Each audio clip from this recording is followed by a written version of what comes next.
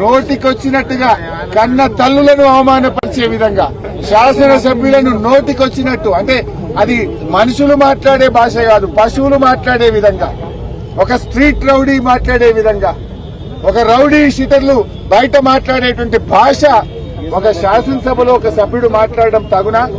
దీన్ని ఎందుకు స్పీకర్ గారు మైక్ కట్ చేయరు? దీన్ని సభా నాయకుడు ఏ రకంగా ఎంకరేజ్ చేస్తారు? నిన్న ముఖ్యమంత్రి గారు అన్నారు, మేము అవసరమైతే శాసనసభ్యులను సభ నుండి ఎక్స్పెల్ చేస్తామన్నారు. ఇవాళ ఎక్స్పెల్ చేయకూడదు అయినను.